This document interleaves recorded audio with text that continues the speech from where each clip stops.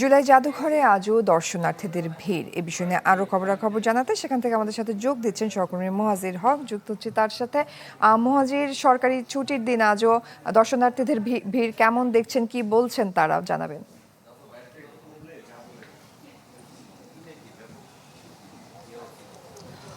জয়ী, আপনি জানেন যে বলা যায় ঢাকাবাসীর জন্য একটা নতুন ঘোরার জায়গা হচ্ছে এখন জুলাই জাদুঘর, যেটাকে কেন্দ্র করে ব্যাপক উপস্থিতি সাধারণ মানুষের। এবং এখানে আমরা সকাল থেকেই দেখতে পেয়েছি যে উপচে পড়া ভিড় ছিল।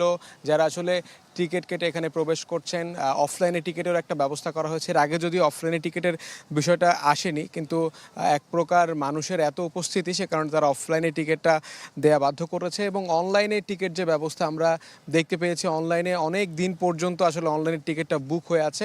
এবং সেটা বলা যায় যে প্রায় 5-6 দিন, আগামী 5-6 দিন অনলাইনের যারা আসলে টিকিট কেটে আসতে চান, যারা দেখবেন যে আসলে অনলাইনে টিকিট বুক হয়ে আছে।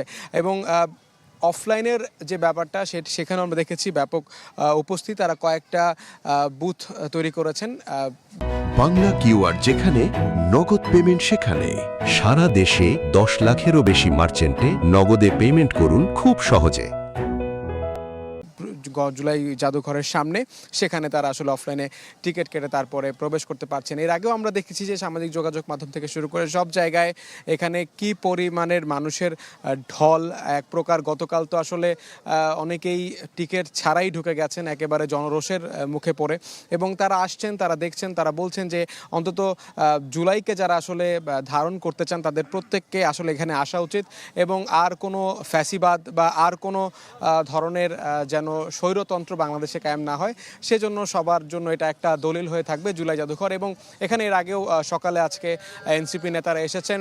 এনসিপি নেতারা এসেও কিন্তু বেশ কিছু বিষয়ে জোর দেওয়ার তাগিদ জানিয়েছেন জুলাই জাদুঘরে যারা দায়িত্বে আছেন তাদেরকে। জয়ী, ছিল আমার কাছে সবশেষ খবরাখবর।